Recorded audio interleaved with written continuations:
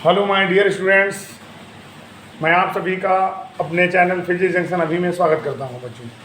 बच्चों जैसा कि मैं फिजिक्स जंक्शन अभी मेरा चैनल है, उस पर मैंने Newton first law of motion को मैथमेटिकल फॉर्म के रूप में भी डिस्कस कर दिया, उसका डिस्कशन भी कर दिया। अब मैं सेकंड लॉ ऑफ मोशन का डिस्कस करने वाला हूँ। बच्चों जैसा कि मैंने कहा कि जब कोई बॉडी किसी फोर्स को झेल रही होती है या उस पर कोई फोर्स अप्लाई हो रहा होता है, तो वहाँ पर 3 लॉज ऑफ मोशन लागू होते हैं। पहला था लॉ ऑफ इनर्शिया, सेकंड था law of momentum and third था एक्शन रिएक्शन लॉ। तो बच्चों आज हम सेकंड लॉ को डिस्कस करने वाले हैं। तो यहाँ पर ये जो लॉज ऑफ मोशन थे बच्चों, ये न्यूटन ने डिस्क्राइब किए थे, इन्होंने इनको अच्छे से बताया। बच्चों यहाँ पर जो न्यूटन सेकंड लॉ है, इसको लॉ ऑफ मोमेंटम भी कहा गया। इसको भी समझते हैं कि लॉ ऑफ मोमेंटम क्यों कहा गया। बच्चों अगर हम न्यूटन सेकंड लॉ को जनरली समझें तो यहाँ पर ये कहा जाता है कि अगर किसी बॉडी पर कोई फोर्स लगाओगे, क्या लगाओगे बेटा, फोर्स अप्लाई किया जाता है, तो फोर्स जो होता है वो डायरेक्टली प्रोपोर्शनल होता है बच्चों उस बॉडी के मास और उसमें प्रोड्यूस एक्सेलरेशन के प्रोडक्ट के। समझ रहे नहीं समझ रहे हैं? यानी किसी बॉडी पर जो एक्सटर्नल फोर्स अप्लाई होता है वो बॉडी के मास और उसमें प्रोड्यूस होने वाले एक्सेलरेशन के प्रोडक्ट के डायरेक्टली प्रोपोर्शनल होता है बच्चों। अगर हम फोर्स का सिंबल बच्चों देखते हैं तो एफ होता है, यहाँ पर हमने एफ को एक्सटर्नल माना है, यहाँ पर फोर्स एक्सटर्नल है, मास सिंबल एम होता है और एक्सेलरेशन सिंबल ए होता है। बच्चों जब साइन ऑफ प्रोपोर्शनलिटी हटता है तो यहाँ पर बच्चों इक्वल का साइन आता है और कांस्टेंट कोई आ जाता है, मान लेते हैं के आ जाता है। बच्चों ये जो फोर्स है ये एक लीनियर फोर्स है बच्चों। कैसा फोर्स है? ये लीनियर फोर्स है बच्चों।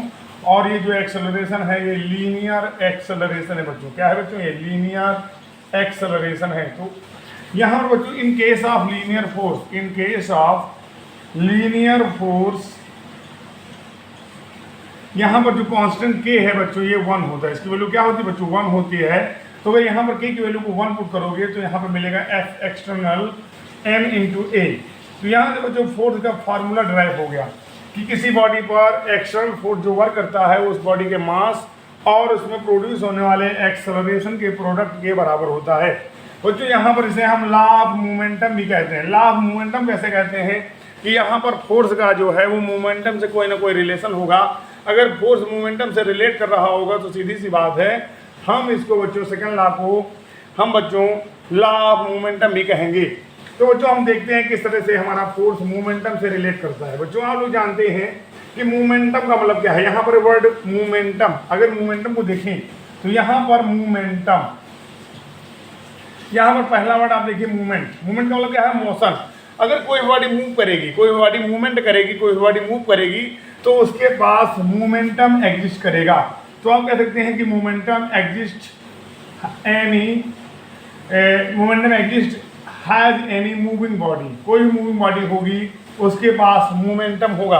और मोमेंटम का बेटा जो सिंबल होता है वो पी होता है। और मोमेंटम किसी बॉडी के मास और बॉडी की वेलोसिटी के मल्टीप्लाई के बराबर होता है। क्लियर हुई बात? तो उम्मीद करते हैं सभी को ये बात समझ में आ रही होगी कि किसी बॉडी का अगर मास और उस बॉडी की वेलोसिटी को मल्टीप्लाई कर दिया जाए तो मोमेंटम मिल जाएगा।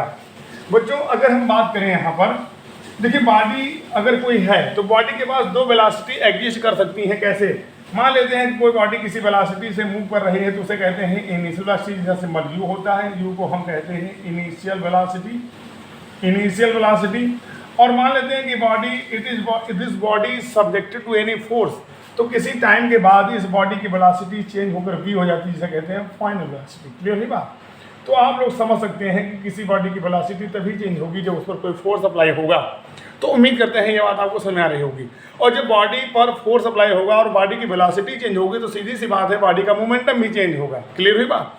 क्योंकि मोमेंटम जो है वो बॉडी का मोमेंटम बॉडी की वेलोसिटी पर डिपेंड कर रहा है। क्योंकि किसी भी बॉडी का जो मास होगा वो कांस्टेंट रहेगा, लेकिन वेरी क्या करेगी? वेलोसिटी। और वेलोसिटी क्यों वेरी करेगी? क्योंकि ये डिपेंड करेगी फोर्स पर। अगर फोर्स वर्क करेगा तो सीधी सी बात उसकी वेलोसिटी चेंज होगी। क्योंकि यहाँ पर हम एग्जिस्टेंस ऑफ फोर्स दिखा रहे हैं, यहाँ पर हम दिखा रहे हैं कि किसी बॉडी पर कोई भी एक्सटर्नल फोर्स वर्क कर रहा है, तो जो एक्सटर्नल फोर्स होगा वो बॉडी के मास और एक्सेलरेशन के प्रोडक्ट के बराबर होगा। तो जो देखते हैं कि किस तरह से हमारा फोर्स जो है मोमेंटम से रिलेट करेगा।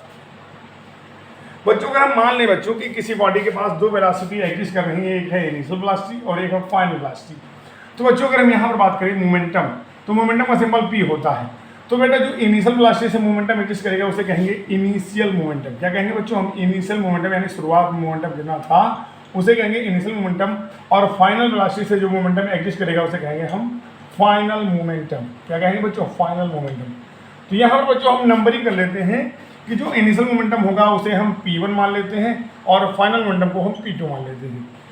तो मान लेते हैं बॉडी जो है, बॉडी का जो मास है बच्चों वो मान लेते हैं स्मॉल m। तो यहाँ से इनिशियल मोमेंटम mu हो जाएगा, mass into initial velocity, and final momentum will be mv, final velocity. Clear हुई बात? अब बच्चों आपको पता है यहाँ पर हम निकालेंगे चेंज ऑफ मोमेंटम। क्या निकालेंगे बच्चों? Change of momentum. Change of momentum, momentum में कितना चेंज हुआ ये बच्चों हम निकालने वाले हैं। तो क्या होगा? Final momentum minus initial momentum. तो चेंज बेटा, चेंज जो वर्ड होता है, चेंज के लिए बेटा सिंबल डेल्टा यूज होता है, मोमेंटम के लिए सिंबल डेल्टा P जो होगा, फाइनल मोमेंटम P2 होता है और इनिशियल मोमेंटम P1 होता है। तो डेल्टा V, P2 की वैल्यू बेटा mv होती है और P1 की वैल्यू mu होती है। तो उम्मीद करते हैं ये बात आपको समझ आ रही होगी कि चेंज ऑफ मोमेंटम का जो सिंबल होता है वो डेल्टा P होता है। तो चेंज ऑफ मोमेंटम बेटा बच्चों कितना आ गया? P2 माइनस P1 आ गया। अब बच्चों ये बताओ, कोई बॉडी है किसी वेलोसिटी से मूव कर रही है, तो वेलोसिटी के चेंज होने में कोई ना कोई टाइम लगेगा। तो मान लेते हैं let small t time is taken by body to change its velocity, to change its velocity. तो अगर बच्चों हम यहाँ पर देखें कि तो क्या करोगे? On dividing both side by small t। तो ये जो इक्वेशन 1 है, by dividing both side by small t in equation 1, ये जो इक्वेशन 1 है इसमें क्या करेंगे बच्चों? हम दोनों साइड टाइम t से कर देंगे डिवाइड। तो बच्चों मिलेगा क्या? Delta P upon t। यहाँ से क्या मिलेगा? mv minus mu upon t। यहाँ से बच्चों delta P upon t, m common ले लोगे तो मिल जाएगा v minus u upon t। और आपको पता है ये फाइनल वेलोसिटी और इनिशियल वेलोसिटी का डिफरेंस है, तो ये लिखा हुआ है चेंज ऑफ वेलोसिटी। और change of velocity upon time क्या होता है बच्चों? एक्सेलरेशन होता है। तो v माइनस u बराबर क्या होता है? t होता है। तो डेल्टा P अपॉन t बराबर क्या हो गया? ma हो गया। और आपने अभी न्यूटन के सेकंड लॉ में पढ़ा है कि F बराबर ma होता है। तो आप जान गए बेटा क्या होगा? डेल्टा P अपॉन t बराबर क्या होगा? F होगा, बिकॉज F बराबर क्या होता है बच्चों? ma होता है, अभी पढ़ा। तो इससे क्या पता चला? आपने देखा कि जो हमारा फोर्स था वो मोमेंटम से रिलेट कर गया। किससे रिलेट कर गया बच्चों? मोमेंटम से। तो इसको अगर हम स्टेटमेंट में समझें तो rate of change of momentum with respect to time is equal to the external force acting on the body. Clear हुई बात? तो क्योंकि हमारा जो एक्सटर्नल फोर्स है वो मोमेंटम से रिलेट कर गया है, इसीलिए सेकेंड लॉ ऑफ मोशन को हम लॉ ऑफ मोमेंटम कहते हैं, क्योंकि जो फोर्स का फार्मूला जनरेट होता है वो सेकेंड लॉ ऑफ मोशन से ही होता है। क्लियर हुई बात? तो उम्मीद करते हैं सभी को ये बातें समझ में आ रही होगी। क्योंकि जनरली अगर हम गौर से देखें, किसी भी बॉडी पर अगर फोर्स अप्लाई करोगे तो सीधी सी बात उसकी वेलोसिटी में चेंज होगा, वेलोसिटी में चेंज होगा, वेलोसिटी चेंज होगा, और वेलोसिटी चेंज होने से एक्सेलरेशन प्रोड्यूस होगा। ये एक फाइनल रिजल्ट होता है। लेकिन अगर हम एक्सेलरेशन की जस्ट पहले देखें तो वेलोसिटी चेंज हो रहा है। तो वेलोसिटी चेंज होने से सीधी सी बात है क्या चेंज होगा? मोमेंटम चेंज होगा। और अगर वेलोसिटी चेंज होगा उसमें कोई ना कोई टाइम लगेगा, इसलिए उसका रेट निकाला गया। क्या निकाला गया बच्चों? रेट निकाला गया है। तो उम्मीद करते हैं सभी को ये बातें समझाई होंगी। तो अगर किसी बॉडी पर लगने वाला फोर्स जो है, अगर तुम डेल्टा P अपॉन t फार्मूले से निकालोगे और F बराबर ma से निकालोगे तो दोनों वैल्यू सेम आएंगी। क्लियर हुई बात? तो उम्मीद करते हैं ये बात, ये नियम सभी को समझ में आया होगा। इस वीडियो को शेयर करिएगा, लाइक करिएगा, वॉच करिएगा और वीडियो को स्किप मत कीजिएगा बच्चों। ये वीडियो आपके लिए बहुत ही नॉलेजफुल होने वाला है। उम्मीद करते हैं आपको इस चैनल से आपको लाभ मिल रहा है और प्लीज़ इस चैनल को प्रमोट करने में हेल्प करिए। Thank you, have a nice day.